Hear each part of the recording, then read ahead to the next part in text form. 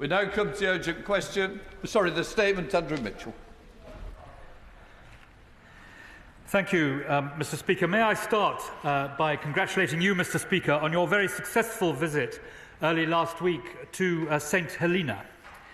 Mr. Speaker, with permission, I will update the House on the situation in Israel and the occupied Palestinian territories. Let me begin, Mr. Speaker, by reiterating Israel's right to defend itself against Hamas. We condemn the slaughter, abuse and gender-based violence perpetrated on the 7th of October 2023. Hamas's use of civilian areas, their continued failure to release hostages, and their ongoing launching of attacks into Israel. We equally are deeply concerned by the humanitarian situation in Gaza, with tens of thousands of innocent civilians killed and injured. Mr. Speaker, the most effective way to end the fighting in Gaza, the absolute focus of our diplomatic efforts right now, is to agree an immediate humanitarian pause. This would allow for the safe release of hostages and a significant increase in the aid going to Gaza. Crucially, it would also provide a vital opportunity to establish the conditions for a genuinely long-term and sustainable ceasefire without a return to destruction, fighting and loss of life. That, Mr. Speaker, is the position shared by our close partners. It is an outcome that we believe is in reach right now, and we urge all sides to seize it. Many people may ask, including some in this House, why call for a pause but not an immediate ceasefire? We do not believe that doing so, hoping it somehow becomes permanent, is the way forward. Simply calling for a ceasefire will not make it happen. There is a different and better way to stop the fighting permanently, to push for a pause, and then in that pause secure the sustainable ceasefire that can hold for the longer term without a return to the fighting. The British government has set out the vital elements to achieve a lasting peace: the release of all hostages, the removal of Hamas's capacity to launch attacks against Israel, Hamas no longer being in charge of Gaza, the formation of a new Palestinian government for the West Bank and Gaza, accompanied by an international support package, and a political horizon which provides a credible and irreversible pathway towards a two-state solution. Once we secure a pause, Mr. Speaker, we will need to take action on all of these elements to create irreversible momentum towards peace. Meanwhile, I want to stress that Britain and our partners continue to do all we can to alleviate the suffering. We have trebled our aid commitment this financial year, and we are doing everything we can to get more aid in and open more crossings. Last week, Britain and Jordan airdropped life-saving aid to a hospital in northern Gaza. 4 tons of vital supplies were provided in the airdrop, including medicines, fuel and food for hospital patients and staff. The Tel Al-Hawa hospital, set up by the Jordanian Armed Forces, is located in Gaza City and has treated thousands of patients since the start of the crisis. Women are bearing the brunt of the desperate humanitarian situation in Gaza today. Many thousands are pregnant and will be worrying about delivering their babies safely. That's why, over the weekend, we also announced £4.25 million in new funding for the United Nations Sexual and Reproductive Health Agency in response to an appeal for the occupied Palestinian territories. This new UK funding will help make giving birth safer and improve the lives of mothers and their newborn babies. It is clear, however, Mr. Speaker, that the flow of aid needs to be rapidly and significantly scaled up. We have reiterated the need for Israel to open more crossing points into Gaza, for Nitzana and Kerem Shalom to be open for longer, and for Israel to support the UN to distribute aid effectively across the whole of Gaza. The Foreign Secretary's representative for humanitarian affairs in the occupied Palestinian territories, Mark Bryson Richardson, is based in the region and is working intensively to address the blockages preventing more aid reaching Gaza. We also continue to urge Israel to limit its operations to military targets and avoid harming civilians and destroying homes. And we have expressed our deep concern about the prospects of a military incursion into Rafah and its consequences. Over half of Gaza's population, Mr. Speaker, are sheltering in the area, including more than 600,000 children. They have nowhere to go. And the Rafah crossing remains vital to ensure aid can reach the people who so desperately need it. Mr. Speaker, the path to a long-term solution will not be easy. Ultimately, a two-state solution is the best way to ensure safety and security for both Israelis and Palestinians. The Foreign Secretary underlined this at the G20 Foreign Ministers meeting in Rio last week. And the Prime Minister and all ministerial colleagues will continue to press for this in engagements with regional partners, including with Prime Minister Netanyahu.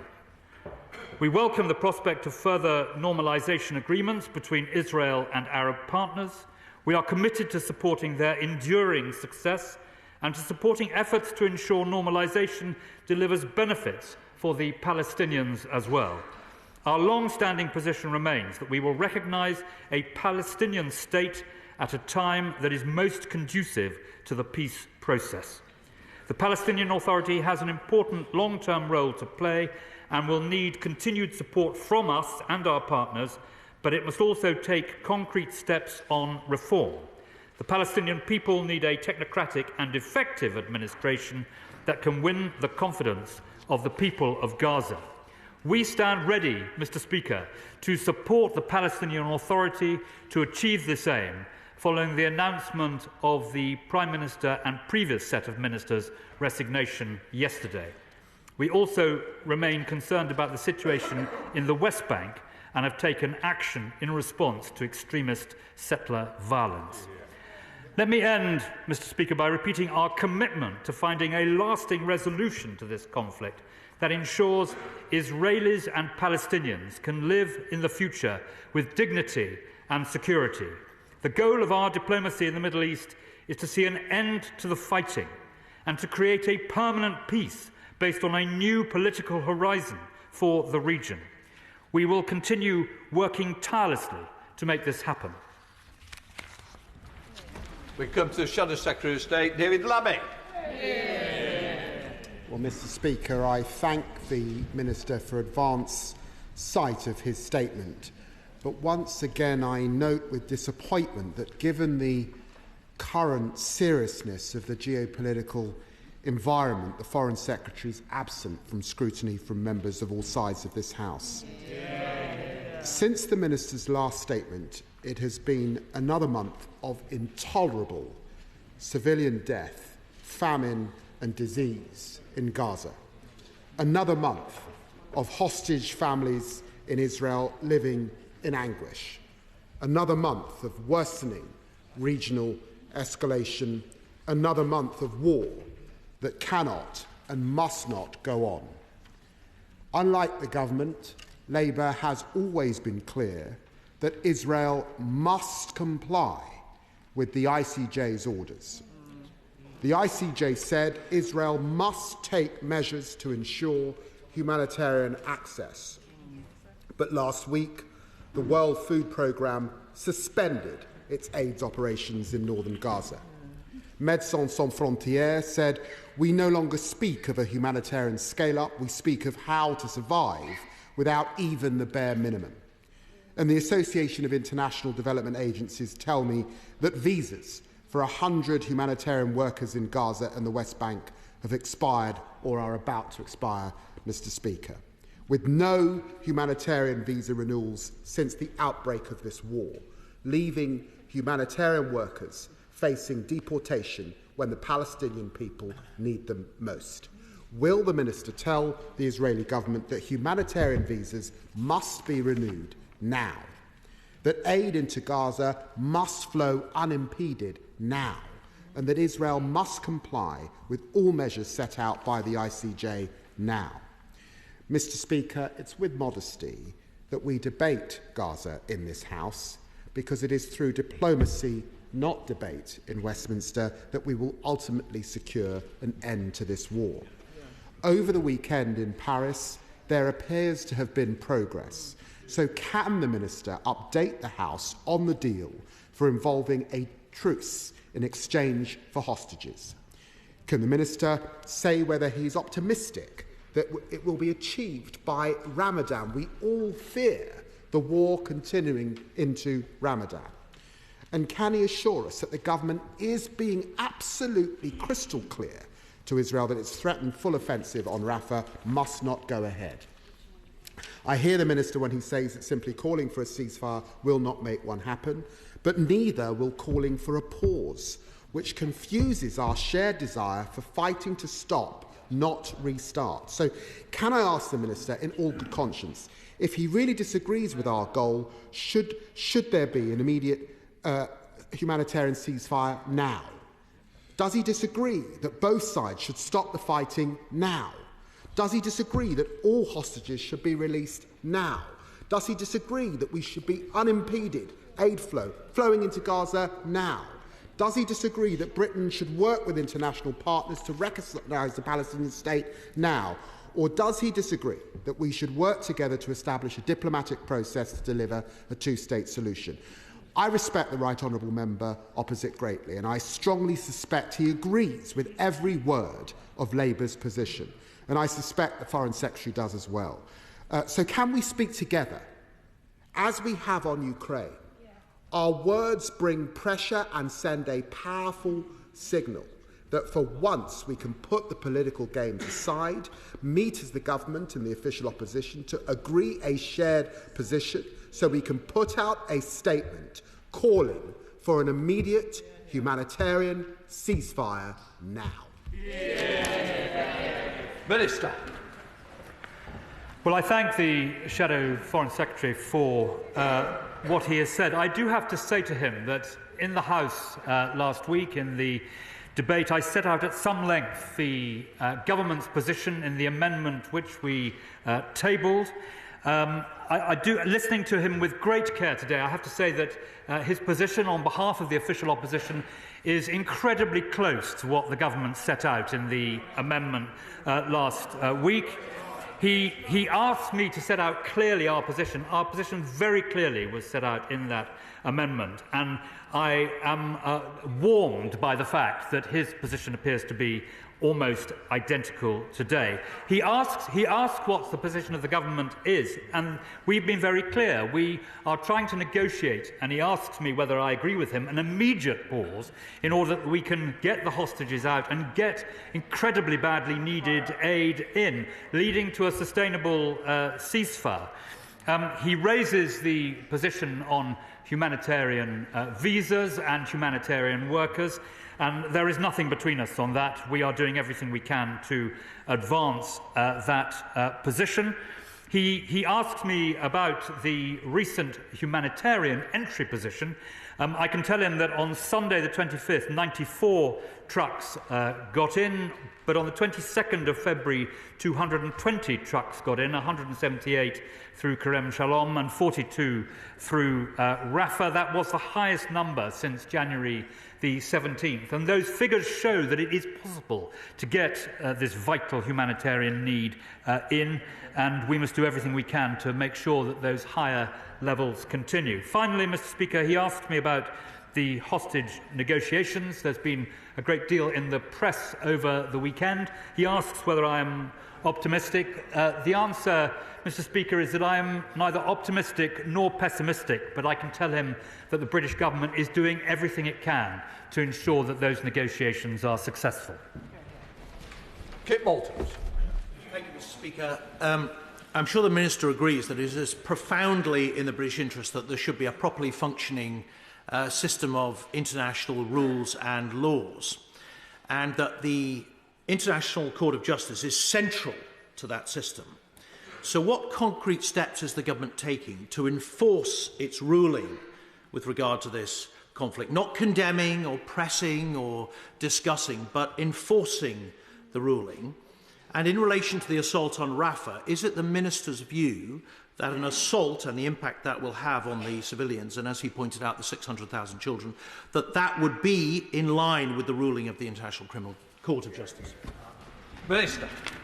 Well, on his latter point, Mr. Speaker, the right honourable gentleman heard what I said in the statement, and as the whole House knows, the rulings of the court are binding and must therefore be respected. But I would point out to him that the recent podcast by Law and Disorder, with 3 of the UK's most experienced jurists, including 2 senior members of the other place, concluded that it is not possible to declare that Israel is in breach of international humanitarian law at the time when they made their podcast. SNP spokesperson Brendan O'Hara. I thank the Minister for prior sight of his statement, and we welcome the news that a ceasefire deal may be edging closer. A ceasefire and hostage release deal which we've been calling for since it became apparent that Israel's self-defence had actually turned into a war against an entire civilian population. A war in which in just 5 months 30,000 people have been killed, 80,000 injured, 2 million displaced, and now 500,000 innocent people facing starvation. Not because the food isn't available, but because of a premeditated decision to impose a collective punishment, one which has deliberately stopped food getting to those who need it. And yet, throughout this unimaginable horror, the UK continues to profit from this carnage by selling weapons to Israel. And shamefully, there has been no real desire or attempt on the part of the UK to make this slaughter stop. They seem happy to continue to provide tacit support to the illegal occupation and the systematic decades-long oppression and persecution and now ethnic cleansing and collective punishment which goes with it. So if and when we get a US deal to the UN, what action will the UK government take? Because voting for a ceasefire cannot exist in isolation. Will the UK government stop selling weapons to Israel? Will it finally get behind the International Court of Justice investigation? And will it fund, as it did quite rightly in the case of Ukraine, an International Criminal Court investigation into Israel's prosecution of this conflict? But whatever happens, Minister, this sorry episode will be remembered for being one of the most shameful in the history of British foreign policy. Because what we have witnessed is a complete dereliction of all moral and legal responsibility from a government and a parliament who, at a time of greatest humanitarian crisis, have simply looked the other way. And quite rightly, history will judge them harshly for it. Well, Mr. Speaker, I simply don't think the idea that the government has looked the other way carries any possible credibility at all. And I must say to him that in all his remarks, he might remember that the source of all of this was October the 7th. It was the pogrom committed against the Israeli people, and it was the worst act, killing of more Jewish people than at any time since the end of the Second World War. So I think there needs to be some balance in what is said. But and I also think that his language that he uses is not helpful in the central aim of all of us, to try and bring about a ceasefire and the ability to get the hostages out and to get aid in. I also think that he should remember that Britain has the toughest weapons regulation and arms export regime anywhere in the world. He talks about collective punishment, but the point that he misses is that our determination since day one has been to get as much food as we possibly can into Israel. If he looks back at everything that the government has said on this, we have been working as hard as anyone to get that humanitarian relief into Gaza. And I submit, Mr. Speaker, that beneath the sound and fury of what he has said, there is more substantial agreement between his party and the government than he is recognising. Stephen Crabb. Thank you, Mr. Speaker. I thank my right honourable friend for coming to the House today and setting out what I think is a very clear and principled statement, which, as he knows, is thoroughly aligned with that of our partners, the ones who are involved in very serious and sensitive negotiations right now to see an end to the fighting. But I wonder if I could ask my right honourable friend if he could say a bit more about the concrete steps to reform which he mentioned with regards to the Palestinian Authority. He referenced the resignation of Prime Minister Steyer yesterday. Does the reforms that he has in mind include things like an end to the endemic corruption, an end to incitement to violence through the school curriculum, and an end to this terrible policy of paying convicted terrorists a reward for having carried out murder? Minister. Well, I'm very grateful to my right honourable friend. He recognises that there will need to be significant changes in the approach that we have made on many of those issues. My answer to him is that the British five-point plan encompasses most of what he believes should happen: the release of all Israeli hostages, the formation of a new Palestinian government for the West Bank and Gaza, accompanied by an international support package which would recognise many of the things that he has said, removing Hamas's capacity to launch attacks against Israel, Hamas no longer in charge of Gaza, and a political horizon which provides a credible and irreversible pathway toward a two-state solution. Within those 5 points rest the answers to almost every point that he raised. We come to the Chair's Select Committee. Sarah Champion. Speaker. My committee and I were at the Gaza border last week trying to get first-hand testimony of the 2 million stories of suffering that now represent Gaza. What can I say to this House that what we're actually hearing is a tiny fraction of the horror that's actually going out there? But, Minister, I wonder if you could clarify with the Israelis one thing. We spoke to a senior UN security person who said that the drones flying overhead are gathering data which the then AI algorithms translate into the targets. And we know that civilians, humanitarians and medics are being killed. So could he urge the Israeli defence to make sure the algorithms protect the people they're supposed to under international humanitarian law? Minister. Well, Mr. Speaker, the chairman of the Select Committee makes a very good point. I'm looking forward to meeting her later today to discuss this and other matters. The point that she makes, I believe, is addressed by the fact that just as in the UK military, so targeting in Israel is the subject of lawyers being present in the room and legal advice. And I believe that should give her some comfort on the specific point she makes about drone targeting. Mark Pritchard. Thank you, Mr. Speaker. On post-conflict governance of both the West Bank and Gaza, does the Minister share some concern with me that whilst the Prime Minister of the Palestinian Authority has resigned, there are still key Fatah people still in place? He will know in 2007 Palestinian people in Gaza rejected Fatah, and we all saw where that ended up on October the 7th. So why does he think, along with the United States, that Fatah is part of the, even albeit technocratic, post-conflict governance solution for both the West Bank and Gaza? Minister. Well, my right honourable friend makes an important and interesting point. What I would say to him is that the new government on the West Bank, which has resulted from the resignation of the Prime Minister over the weekend, this is an interim government, and many of these points will be able to be addressed in the period of the interim government before we move to a new structure, a new government on the West Bank. Richard Foord. Thank you, Mr. Speaker. I welcome the Minister calling publicly for Israel to limit its military operations to military targets. And in turn, we should recall that hostage-taking is strictly prohibited under international humanitarian law, and the ICRC should be granted access to captives held by Hamas. In the long term, I believe, and Liberal Democrats believe, Israel will be more secure following a successful negotiation based on a two-state solution. Does he agree with us that negotiations should begin from a place where the Palestinian state should be based on 1967 borders? Minister. Well, I think that the honourable gentleman makes a good point, but he will see set out in the government's amendment last week a very clear process going on here, and I very much hope that his party will be able to support it.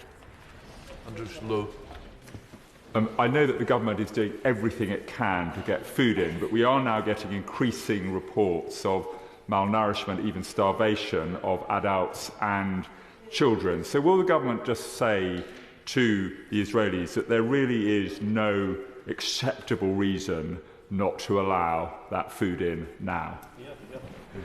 My honourable friend is right. There is no acceptable reason, and that is why the government is pressing so hard to get additional humanitarian support into the southern part of Gaza, but also into the northern part of Gaza as well. Afzal. Thank you, Mr. Speaker.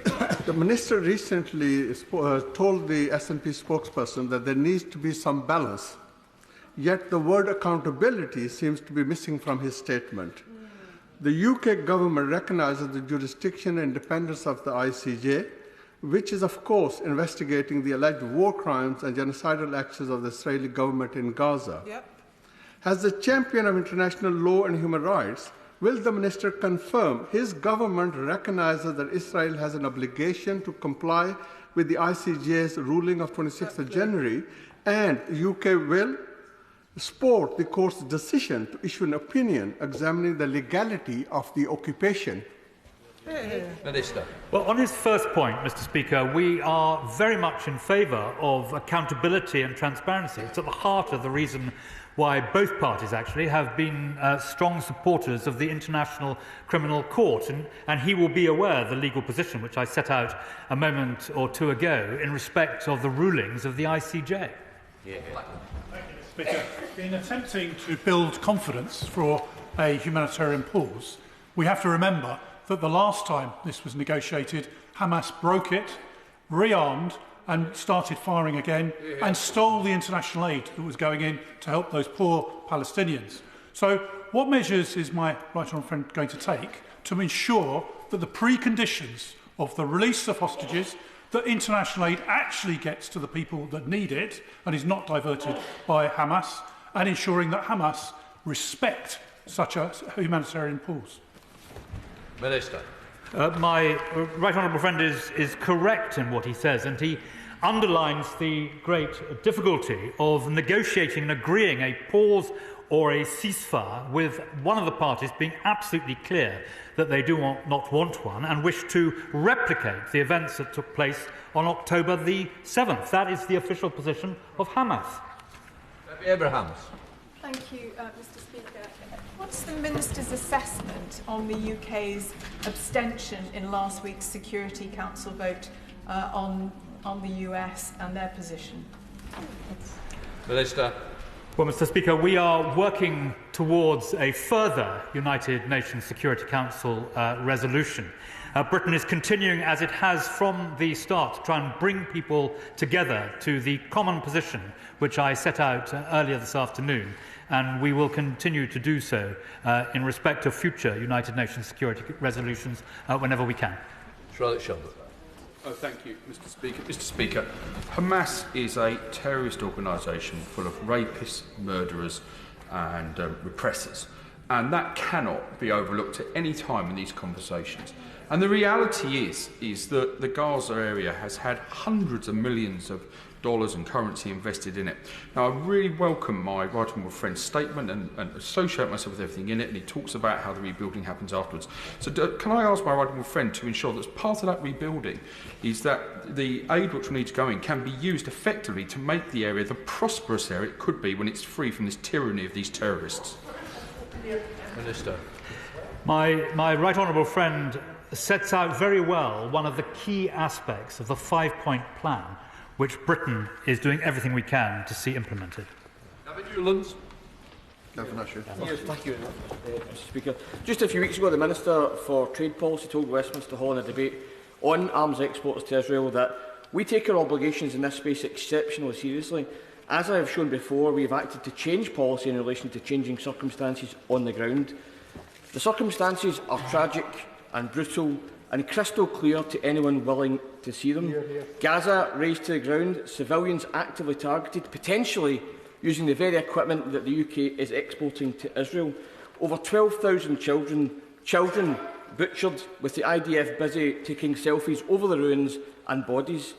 What exactly will it take for this government to suspend arms exports to Israel? Well, the position, Madam Deputy Speaker, that the Minister set out in Westminster Hall was absolutely correct. The government takes legal advice on this matter. The Arms Committee does its work Arms Export Committee does its work effectively, and we will continue to act on the advice that we are given when we are given it. Tobias Elwood. Thank you, Madam Deputy Speaker. As I said last week, a ceasefire is a contract between two sides, and it's overseen by a third party. Neither sides right now are agreeing to a ceasefire, nor is there a third party in place to oversee it. I'm happy to say today I want a ceasefire and the steps to get us there. And I also want Parliament to speak with one single voice. It's so much more powerful than us having motions that we divide this House upon. It will require consensus and it will require compromise. So before we risk repeating the fiasco of last week, which saw tensions rise, could I invite the Minister, as he's alluded to in his remarks so far, to bring together the parties from the other side quietly at number 10 to see whether a consensus line can be agreed before this House returns back to the circus that we saw last week? Minister. I want to thank the former chairman of the Defence Select Committee for his wise and sensible approach. And as I said both to the Shadow Foreign Secretary and to the SNP spokesman earlier, I think if you study carefully the government amendment last week that was tabled in the SNP debate, you see a very substantial degree of agreement. And we must try very hard to build on that so that the House does, as he said, speak with one voice. Rachel Maskell. Madam Deputy Speaker, it's been 3 months since the pause between the 24th and 30th of November, and we know at that point that aid couldn't reach people because of the infrastructure challenges. Today those infrastructure challenges are escalated, and certainly a pause wouldn't serve to get that aid into the places it needs to go. So why won't the Minister review his situation in the light that it hasn't achieved what it needs to date to ensure that that humanitarian aid reaches all the people it needs? And that will require a ceasefire, won't it? Minister. Well, she accurately sets out the fact that what was hoped for some weeks and months ago has not been realised. But that should merely incentivise us to redouble our efforts to get the necessary aid and support into Gaza. And I would point out that Jamie McGoldrick, the highly experienced UN resident coordinator, did say over the weekend that he hopes that it will be possible for the United Nations to return to Khan Yunis when military operations end there. And that shows that the situation is dynamic and we are doing everything we can to move with it to achieve the results that she and I both want. Adam Holloway. Speaker, given the humanitarian situation in Gaza, what does the Minister think is stopping Hamas from releasing the hostages? Minister. Well, to some extent, my honourable and gallant friend answers his own question. Dealing with an organisation like Hamas is extraordinarily difficult, as we have seen over recent weeks and months. Alistair Carmichaels. Thank you, Madam Deputy Speaker. Has the Government of Israel yet shared with His Majesty's Government their purported evidence of UNRWA complicity in the attacks of 7th October, and if so, when did they do it? Minister. The review of UNRWA is, as he may know, being conducted first and foremost by the UN Office of Independent Oversight, and secondly, Catherine Colonna, the former French Foreign Minister, is engaged on writing a separate report.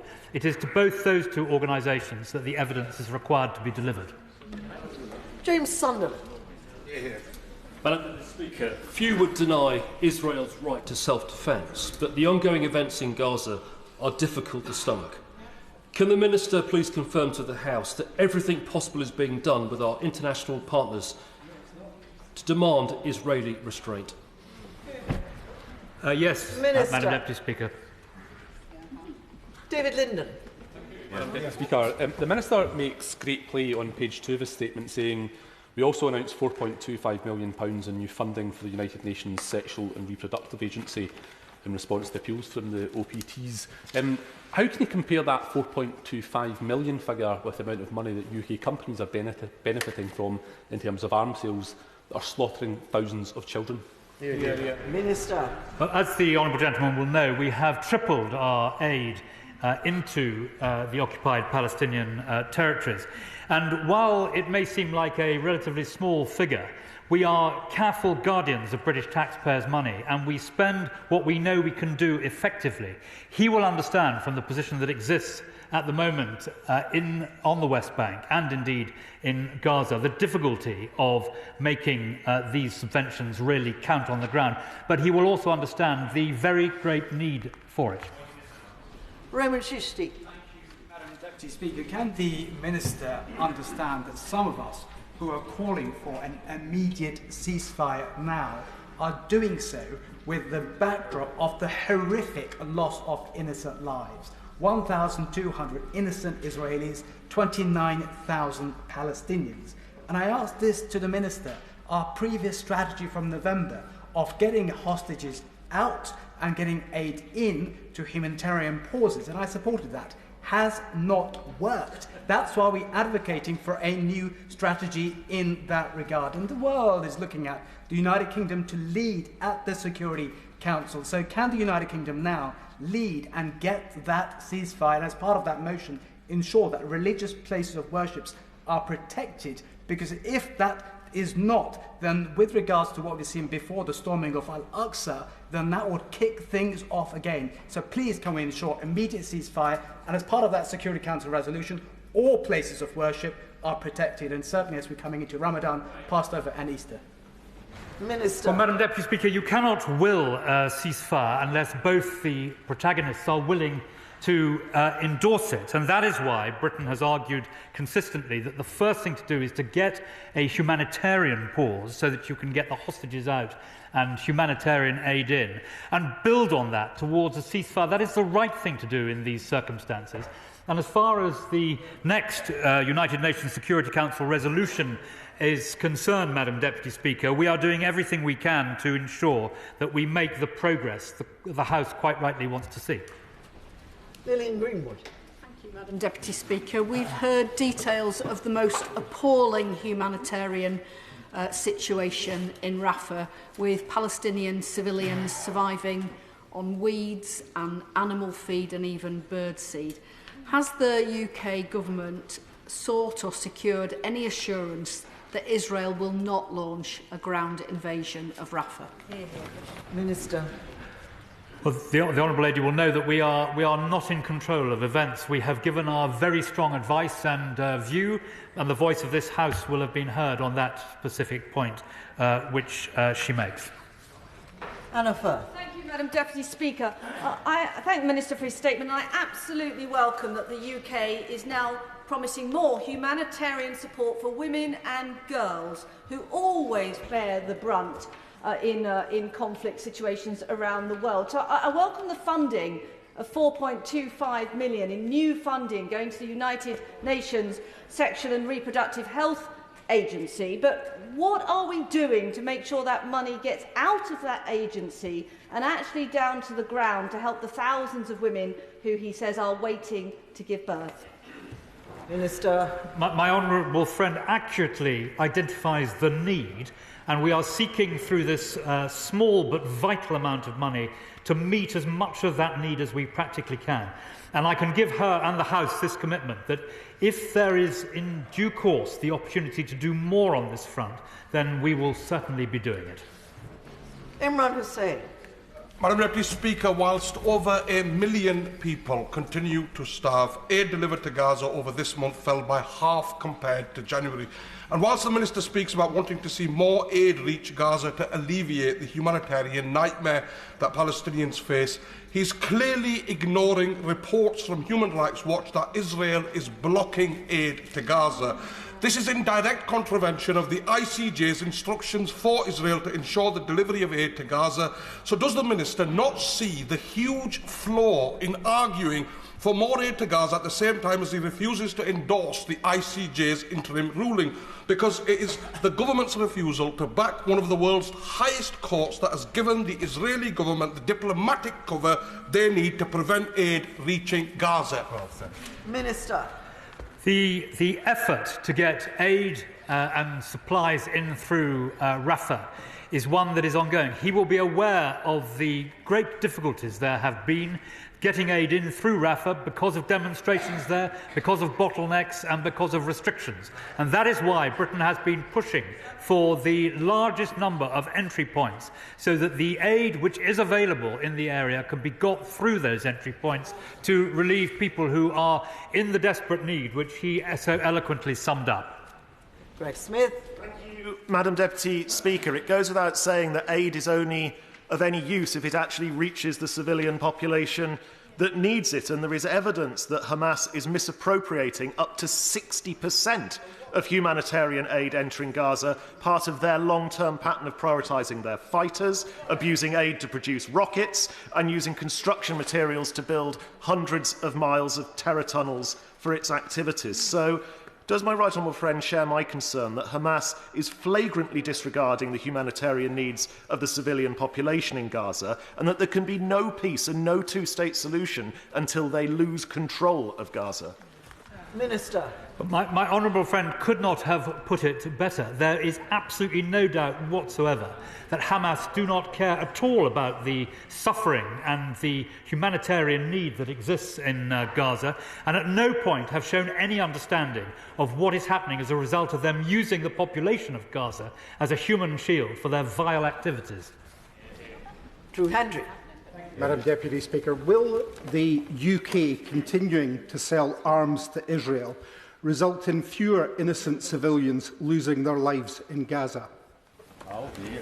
I've set out, Madam Deputy Speaker, the fact that Britain has the toughest arms export regulations anywhere in the world, and ministers rely upon the legal advice and other advice which accompanies the work of an independent committee within government.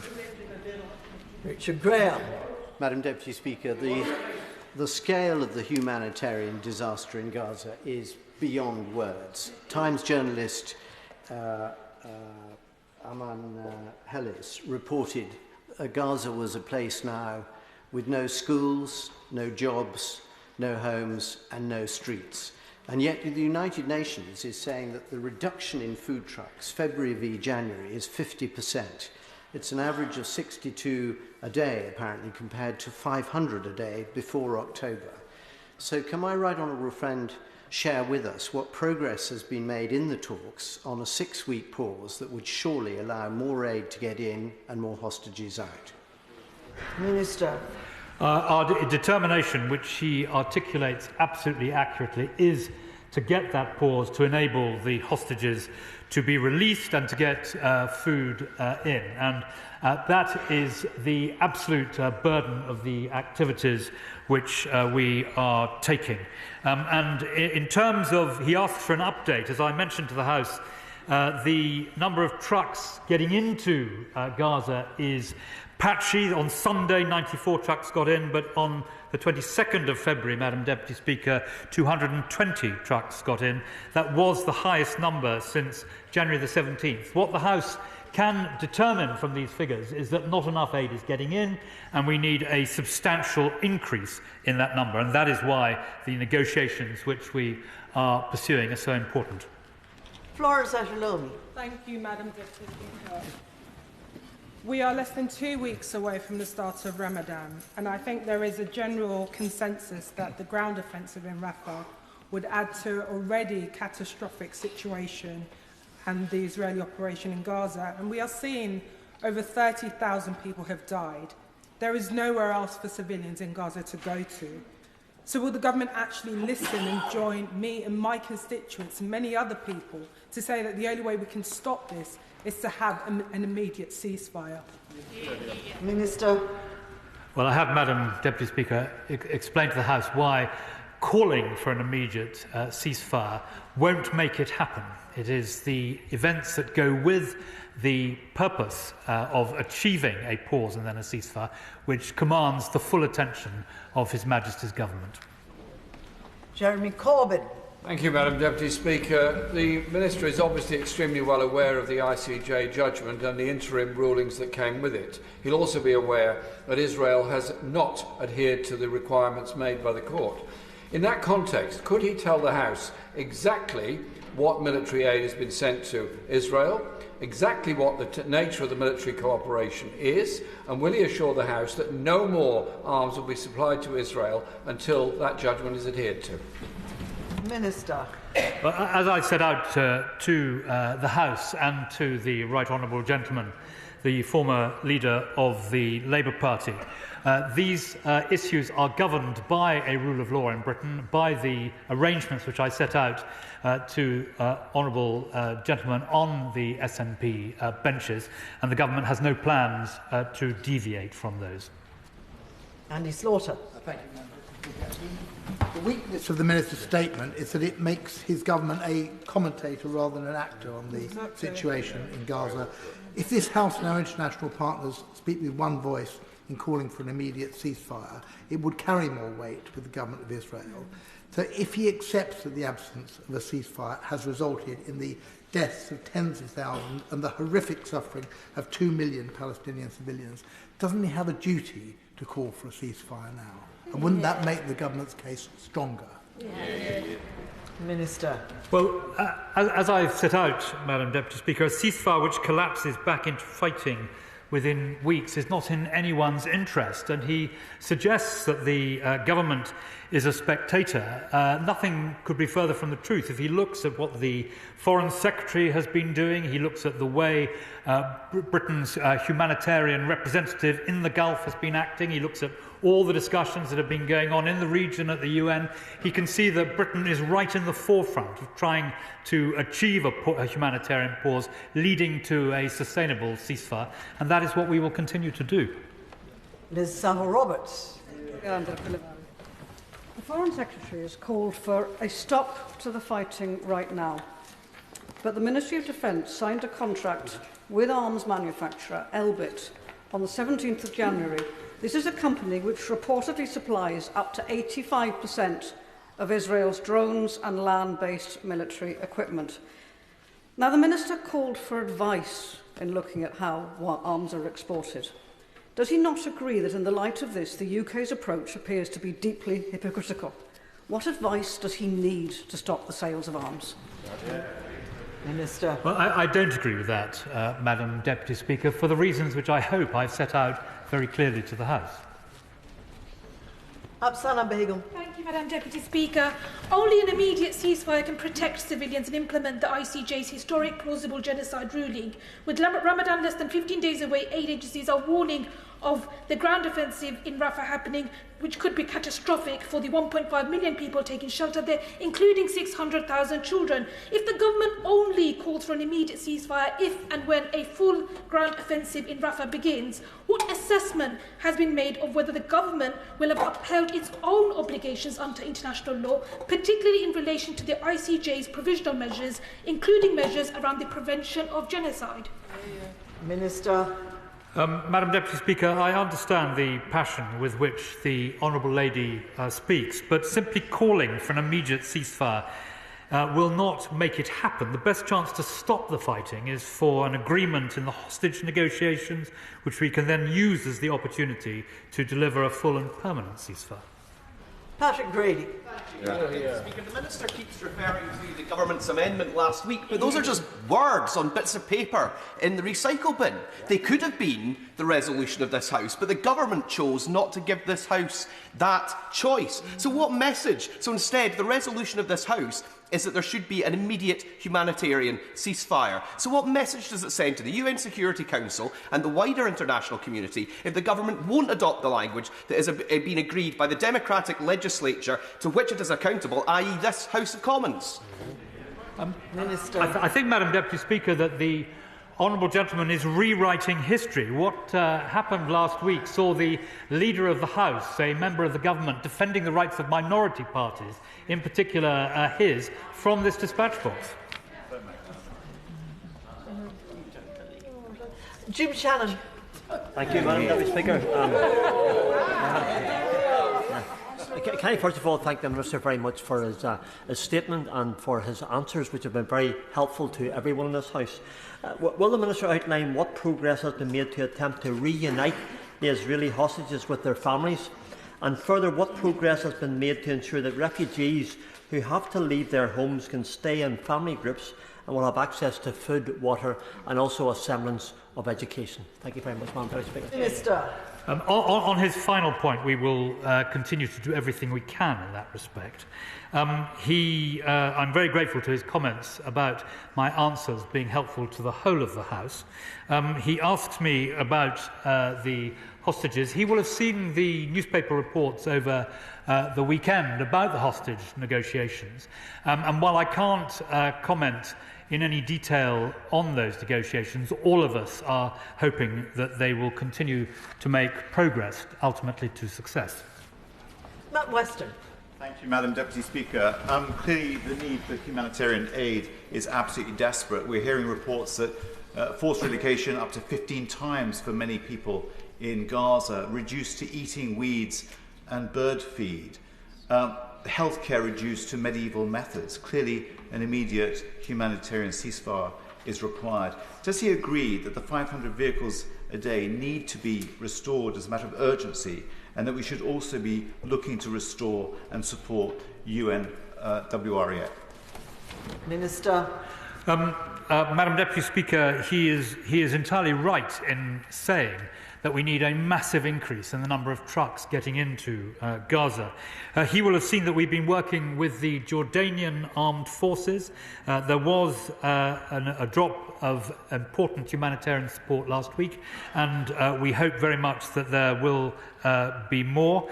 And he will also have seen that we've been working on the maritime side too, and the hope is, there's a meeting going on today, but the hope is that it may be possible to pre-clear humanitarian aid and support, but that would require the use of Ashdod as an entry point into Israel, and the government is doing everything we can to facilitate that. Sir Stephen Timms. Mr. Speaker, on UNRWA, the inquiries which he's told the House about will no doubt take some time, but having a hobbled UNRWA undoubtedly is exacerbating the humanitarian crisis that he's fully acknowledged. What consideration is he giving to urgently resuming UK funding to UNRWA? Minister. Well, as the Right Honourable Gentleman will know, Britain has fully funded UNRWA, and no funds from Britain under our agreement with UNRWA are due until the next financial year. I can tell him that both Norway and Guyana have put forward additional funding in recent days, and that will mean that UNRWA is at least fully funded until the end of March. Kenny McCaskill. Thank you very much, Madam Deputy Speaker.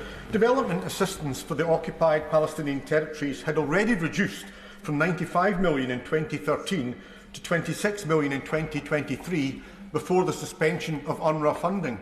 Despite questions today and indeed specific written questions, the government has refused to declare where the source and what the source was for the basis of the allegations and where that source came from, leaving many to speculate that it is simply Israeli allegations or indeed Israeli propaganda.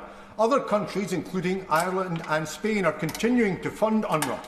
Will the government not ensure that UNRWA funding is restored to avoid the perversity that we can find weapons for munitions in Ukraine and we cannot find money for humanitarian aid in Gaza?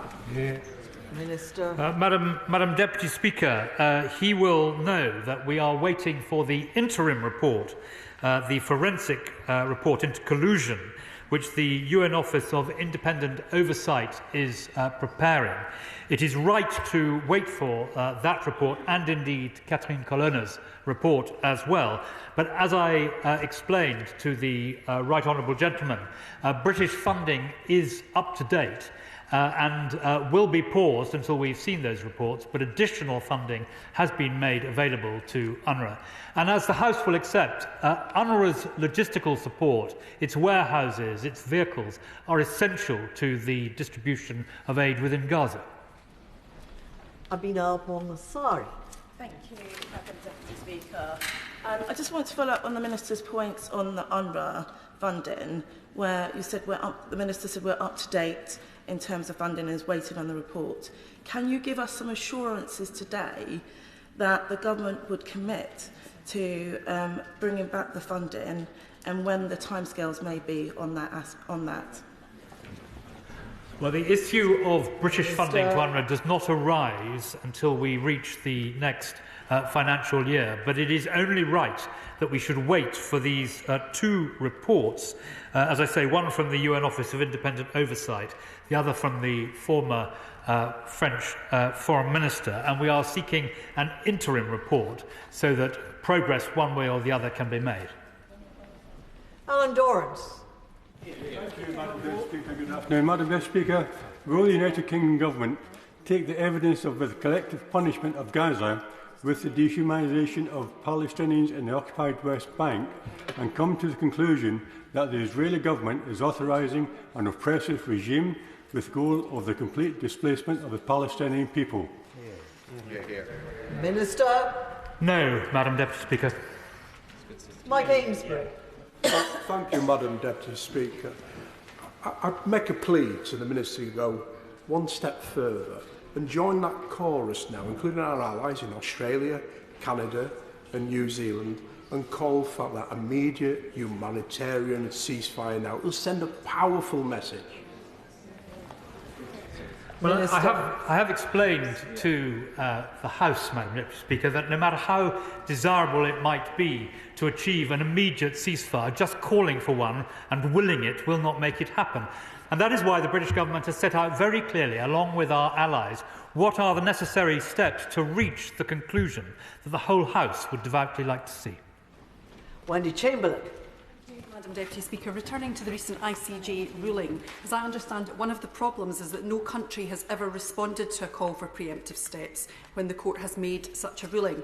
And part of that challenge is that no clear criteria has previously been set out for any country to meet. So can the Minister have discussions with his counterparts about agreeing a set of steps that would be made available to countries in future so that everyone can meet their obligations?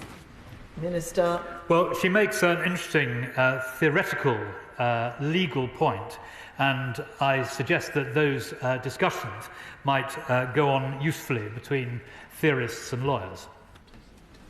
Jeff Smith. Thank you, Madam Deputy Speaker. I've raised with the Minister and with other ministers the case of my constituent who is trying to get his wife and baby daughter through the Rafah crossing and very frustratingly can't get the mother onto the approved list. I know it's not the only case similar, so can I ask the Minister to focus with a renewed urgency to press the Israeli and Egyptian authorities to resolve these delays and make sure these people can get through to safety? Well, my answer to the honourable gentleman is yes. He and I have discussed the specific case as well as the general cases to which he is alluding. And I can tell him that the experts in the Foreign Office, extremely experienced in these matters, are doing everything they possibly can to advance that objective. Patricia Gibson. Madam Deputy Speaker, the horror and huge numbers of casualties in Gaza is unfolding for all the world to see. Alone of the three largest parties in this House, the SNP has called for an immediate ceasefire, not a humanitarian pause or a humanitarian ceasefire. And we've also called for an end to collective punishment, which constitutes a war crime and has cost 30,000 lives so far and left 500,000 facing death by starvation. And our constituents are rightly outraged. Now, regardless of the Minister's own personal views, does he share my concern that members of this House have been denied a recorded vote to express their views on these life or death matters, which is what our constituents want to see? I have without Madam Deputy Speaker, revisiting the events of last week, I have no doubt of the worry of our constituents to which she refers. And that is why I set out at the beginning why I think the position of the British government, as articulated in the amendment to which I failed to move last week, that the contents of that amendment, I believe, command widespread support amongst our constituents and although it wasn't voted on, as she rightly says, they do set out the position of the government, and it is one which I think should be widely supported amongst our constituents. Emma Hardy. Thank you, Madam Deputy Speaker. 5% of children under the age of 2 are malnourished in Rafah. I note that in the Minister's statement he expressed concern about the prospect of military incursion, but Rafah cannot happen. The consequences would be absolutely unbearable. So will the Minister go further and do everything he can with international community to prevent the Rafah invasion from occurring? Minister. Well, on her first point, she is quite right about the degree of malnutrition, and that is why Britain is working very closely with UNICEF and with the World Food Programme. And she set out the huge humanitarian consequences of a military attack on Rafah, and she will have seen what the Prime Minister has said and what the Foreign Secretary have said, and indeed what I have said about the dangers of that. Sian Wara. Thank you, Madam Deputy Speaker. The possibility of an end to the killing, whatever you call it, brings hope in Gaza, in Israel, and indeed here. But I fear that divisions in our communities will remain. Many, many constituents have written to me upset at the difference they see in the way in which Palestinian lives, Palestinian dignity, and Islamophobia is valued in comparison to Israeli lives, Israeli dignity and anti-Semitism. So could he go some way towards perhaps addressing those concerns by condemning, for example, the Israeli ministers and others who have ruled out a Palestinian state,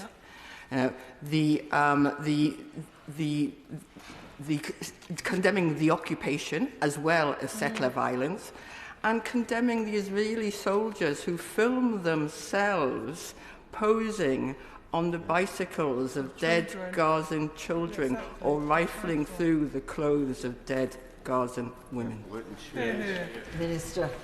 Well, let me make it absolutely clear, as the Prime Minister has, Madam Deputy Speaker, that in our country there is no tolerance whatsoever for either anti-Semitism or Islamophobia, and I reiterate that at the Honourable Lady's request across the dispatch box. She asked me about the importance of ensuring that all lives are treated equally, that we care deeply about all those who are suffering in this conflict, and let me assure you that we do. Caroline Lucas. Thank you very much, Madam Deputy Speaker. In response to my many written questions, the Government continues to say it's keeping arms export licences under review, including with regard to international humanitarian law, and it confirms that ministers are indeed able to amend, suspend or revoke licences as circumstances require. One of the licences currently in place allows L3 Harris in my constituency to manufacture components for the kinds of F-35 fighter planes that are being used by the IDF in Gaza. Can the Minister publish the details of any reviews that have taken place? And can he tell us what threshold that the Government's waiting to be crossed before they will suspend or revoke licences, while there is a risk that they are being used to commit or to facilitate serious violations of international humanitarian law?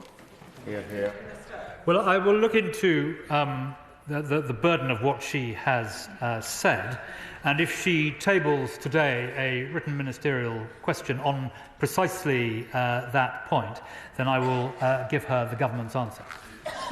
Paula Barker. Thank you, Madam Deputy Speaker. The situation in Rafah is at a critical juncture.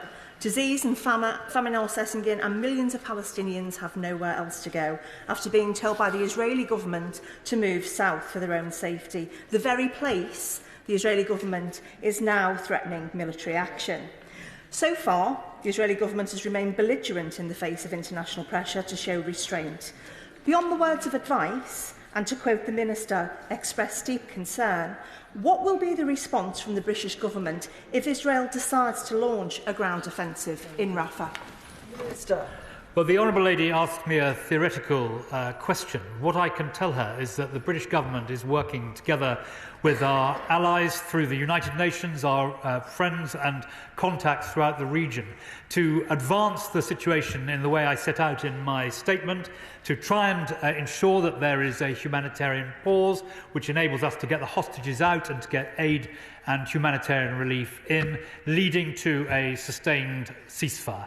That must be the right thing to seek to achieve, and that is what the government will continue to attempt to do. Deidre Brock.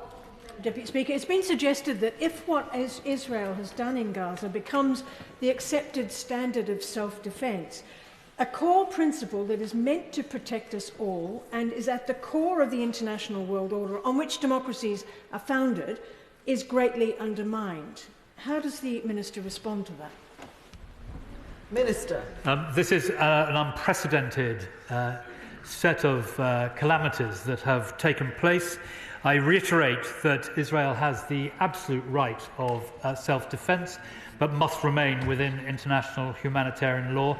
It's very important to hang on to those principles as we navigate this catastrophe. Ruth Cadbury. Thank you, Madam Deputy Speaker. Like members across this House, I've had hundreds of emails from concerned constituents horrified at what they're seeing in Gaza. And in particular, seeing scenes from hospitals where children have been operated on without anaesthetic. So can the Minister outline what specific steps the UK government is taking to ensure that the people from Gaza can get the medical treatment that they so badly need?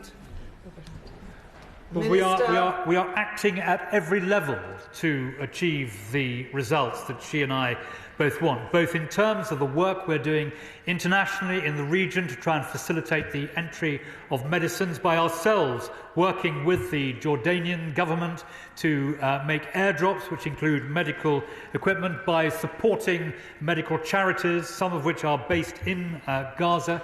In every way we are trying to alleviate the suffering to which she so eloquently refers. Mohammed Yazid. Thank you very much, Madam Deputy Speaker. As we approach the 5 months mark of this horrific conflict, nearly 30,000 Palestinians have died and children in Gaza are dying of starvation. Diplomatic efforts must yield results before thousands more die, tens of thousands if the Rafah offensive goes ahead. Does the Minister agree with me that time is of the essence, and unless there is a ceasefire now, there won't be a deal to make? Minister.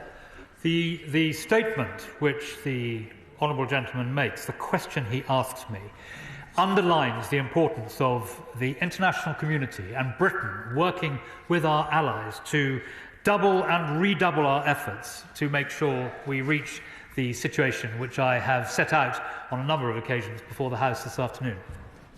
Claire Hannon. Deputy Speaker, of course an end to the threat and bombardment is the absolutely crucial step, but the humanitarian situation remains catastrophic.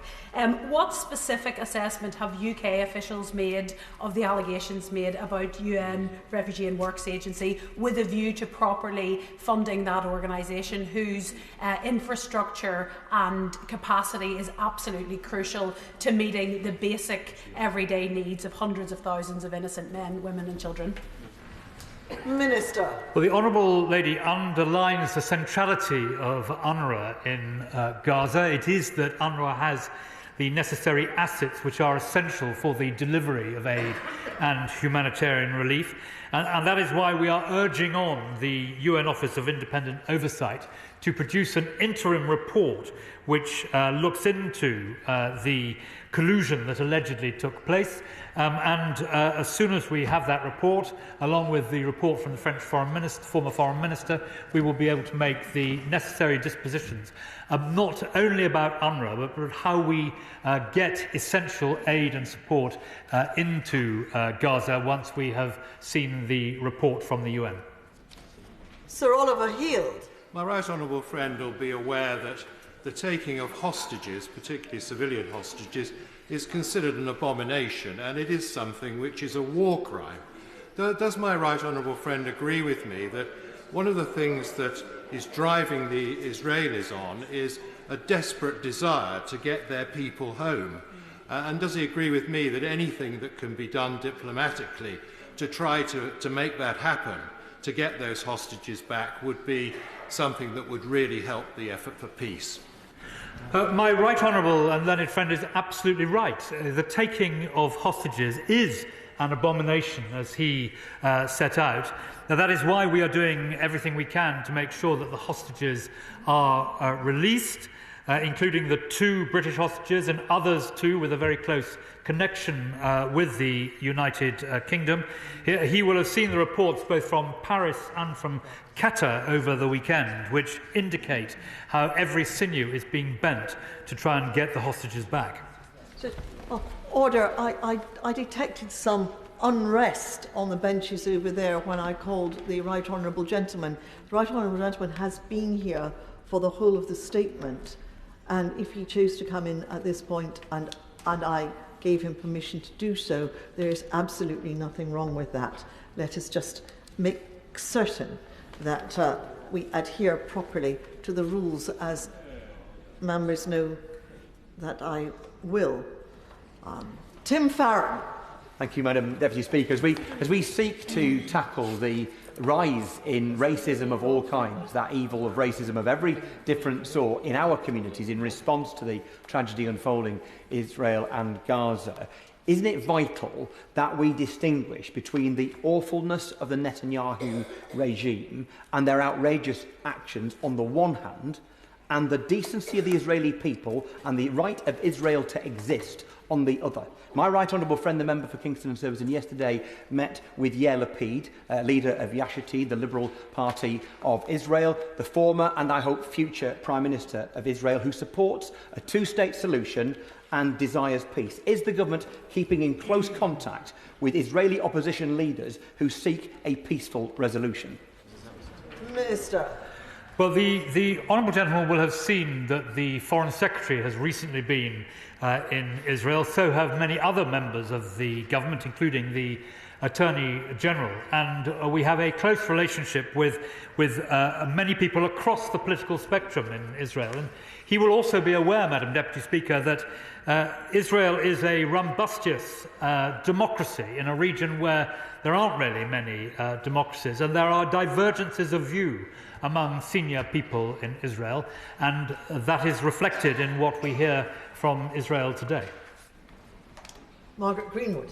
Madam Deputy Speaker, I note the Minister's earlier remarks on this topic. Amnesty International UK are calling for the UK Government to suspend the supply of arms to the Israeli authorities, given that serious violations amounting to crimes under international law are being committed. So will the Minister accept the moral case to do this? Will he revisit his policy, and will he recognise that the killing of 12,000 children does show clear evidence of collective punishment? Minister.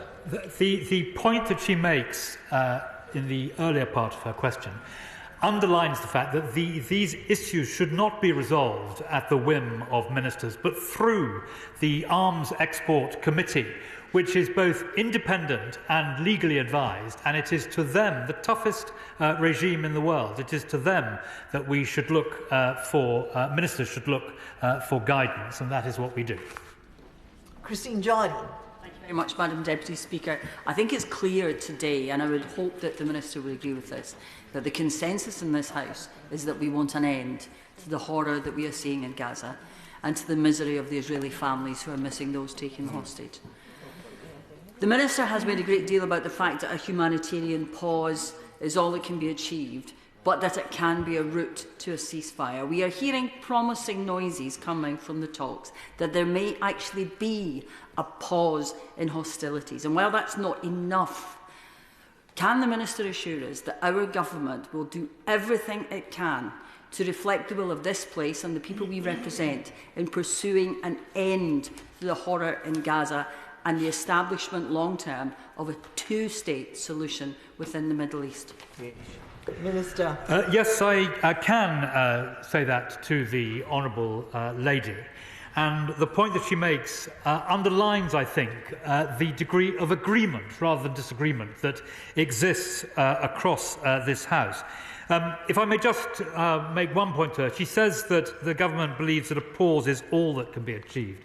That is not the case. The government believes that a pause will enable us to get the hostages out and aid and support in, and it is a part of the journey towards a sustainable ceasefire.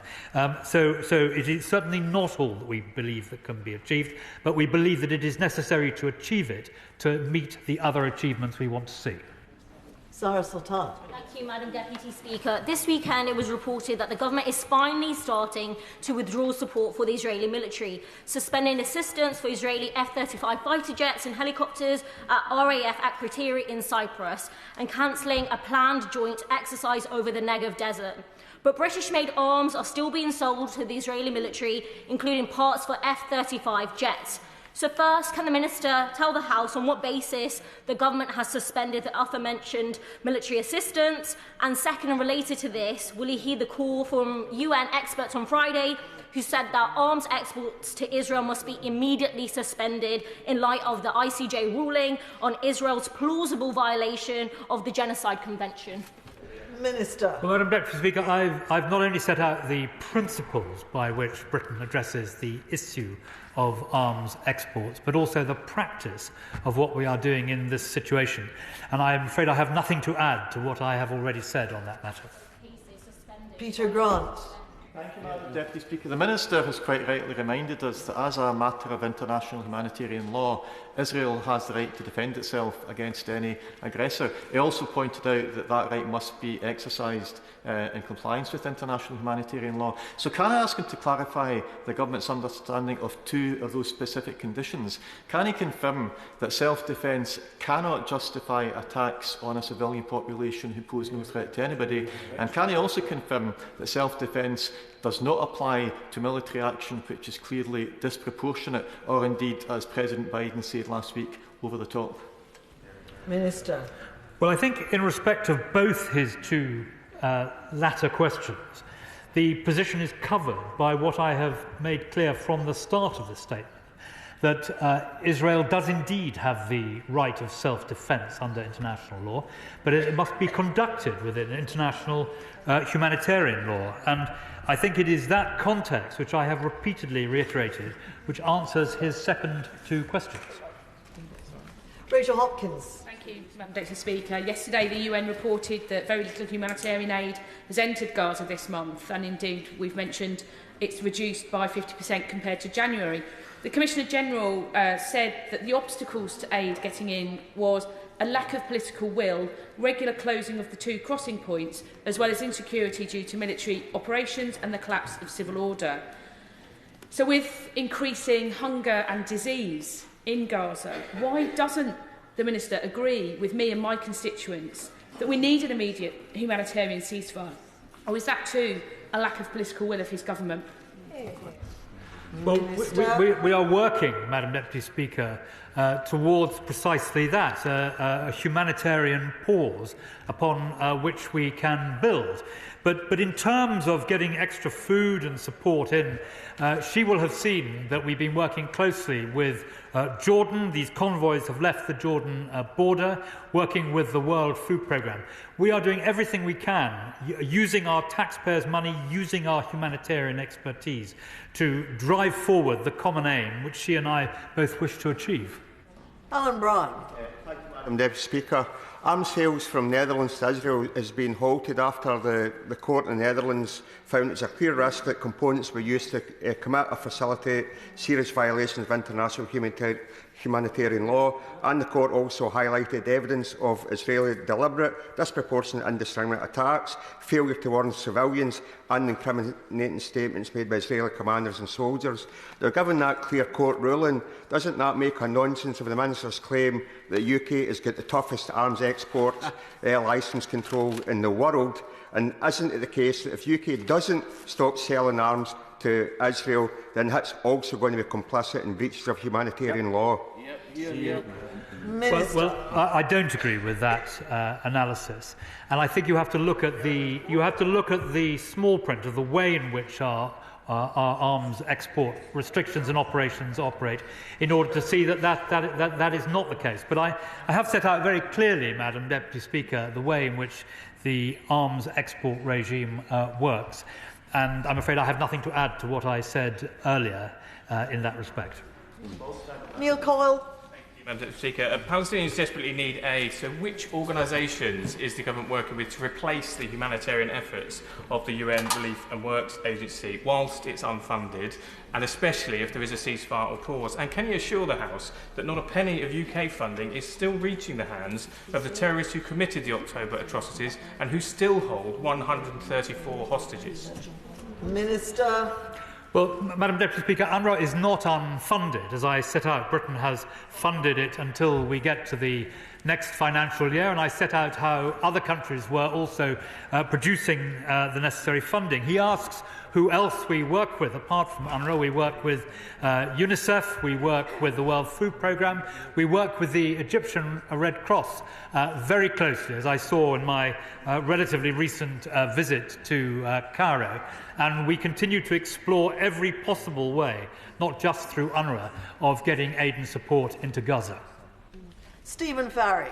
Thank you. The government continues to be selective when it deploys the language of war crimes between different conflicts around the world. Notably, it's used in Ukraine freely, but it's not used with reference to what's happening in Gaza. In refusing to endorse the interim ruling of the International Court of Justice, what assessment does the Minister make of the wider implications for a rules-based international order? Surely, if international law is to have value, it must be applied universally, not selectively. Minister. Madam Deputy Speaker, Britain has been at the heart of the building of the international rules-based system since 1946.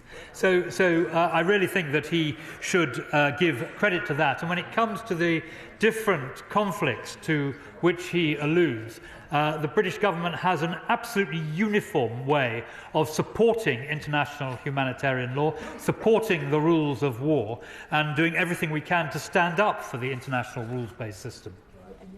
Michael Shanks. Thank you, Madam Deputy Speaker. The UN has said this week that a famine stalks Gaza, especially in the north, where aid hasn't reached people since the 23rd of January, more than a month ago. The UN's confirmed this week that their inquiry into UNRWA won't report until the 20th of April, and on a number of occasions the Minister said that the issue of funding does not arise until the next financial year. So if we reach the next financial year and the report hasn't been issued, how will the government decide whether we should refund UNRWA? And what evidence has the government seen directly to suggest that we shouldn't be funding them now? Minister. Well, he is right on the timings of the report by the UN Office of Independent Oversight, but we are hoping for an interim report and also the report of the former French Foreign Minister to inform any decisions that we make. But it's very important to make clear that UNRWA has sufficient funds to get it through at least to the end of March, thanks to the actions of Norway and Guyana. Martin Day. Thank you, Madam Deputy Speaker. Will the Minister tell me, does he agree with the ICJ findings that there is a plausible risk that Israel has been committing genocide against the Palestinian people? And just what will his government do about it? Minister. Madam Deputy Speaker, I think it is hard to overestimate the offence that is caused and the extraordinary rhetoric of accusing Israel of being guilty of genocide, given the antecedents and events which have taken place in the war during the Holocaust, and also the fact that on October the 7th, more Jewish people were murdered on that one day than at any time since the end of the Second World War. Richard Bergen. Thank you, Madam Deputy Speaker. It's now 1 month since the International Court of Justice ruled that there's a plausible risk that Israel's actions in Gaza are in breach of the Genocide Convention. Since then, 3,000 more Palestinians have been killed. Food and essential aid is still being prevented from getting into Gaza, and now Israel is threatening to invade Rafah. Given Israel's obvious breaches of the court's legally binding ruling, what conversations has the Foreign Office had with the Trade Secretary about suspending arms sales to Israel? And shouldn't that be now what is happening? Minister. Well, Madam Deputy Speaker, the analysis which he puts before the House, right or wrong that it is, underlines the importance of the initiatives which Britain has taken, the work that is being done both regionally and internationally at the United Nations to try and secure a sustainable ceasefire through, firstly, a pause in order that we can get the hostages out and also get necessary support and humanitarian aid in. And I hope that he will share with me a common view that driving forward these initiatives, the five-point plan that has been set out so clearly by the Prime Minister and the Foreign Secretary, is the right way to address the very serious difficulties to which he alludes. Carol Monaghan. We've heard many times about Israel's right to defend itself. In fact, the Minister started his statement by reiterating Israel's right to defend itself. On Sunday evening in Gaza City, the IDF fired on Palestinians who were waiting for food aid trucks to arrive. 10 were killed. Does the Minister believe this is a legitimate act of self-defence? Minister. Well, unlike the other forces which are involved in this dreadful conflict, Israeli soldiers, members of the IDF, are taught as part of their basic training about international humanitarian law. As I mentioned, there are lawyers embedded in the military forces as they make decisions on actions. That is not something which you see in other forces in the region and non-state actors. And although all deaths are to be regretted, we underline that international humanitarian law is very clear that all parties must respect it. We are deeply concerned about the lack of humanitarian access. We are deeply concerned about the protection of civilians. And as I set out in my earlier remarks, Madam Deputy Speaker, we believe that the amendment, which was not moved but which was tabled by the government last week, is a set of circumstances which, across the House, everyone should be able to support. Thank you. That concludes proceedings on the statement, and we have taken rather longer than is normally taken for a statement. But I have deliberately allowed this matter to run on to make sure that everybody who wished to have their voice heard was heard. Point of order, Zara Sultana. Madam Deputy Speaker, on a point of order, in response to the question from the member from Paisley about arms sales to Israel, the Foreign Office Minister said, and I quote, "The Arms Export Committee does its work effectively." But, Madam Deputy Speaker, the Arms Export Committee, formerly known as the Committees on Arms Export Controls, no longer exists. It last met in December 2022 publicly, and last month its responsibilities were transferred to the Business and Trade Committee, where arms exports will be scrutinised alongside a huge number of other matters. This means, contrary to what the Minister suggested, this House no longer has a committee specifically focused on scrutinising arms exports. So, Madam Deputy Speaker, what advice can you give me to ensure that the government is taking scrutiny of arms exports seriously, given the apparent lack of understanding from the Minister? Order. That is not a point of order for the Chair. The Honourable Lady knows it's not a point of order for the Chair. It's a continuation of the discussion, but the Honourable Lady asks for advice on how it might be drawn to the government's attention, and I think I can call on the Minister to make a point further to that point of order. Minister. Further to that point of order, Madam Deputy Speaker, the structures on these matters are approved by the House of Commons, and the regime, no matter where it sits, the regime is clear and I believe is amongst the toughest to be found anywhere in the world. Order.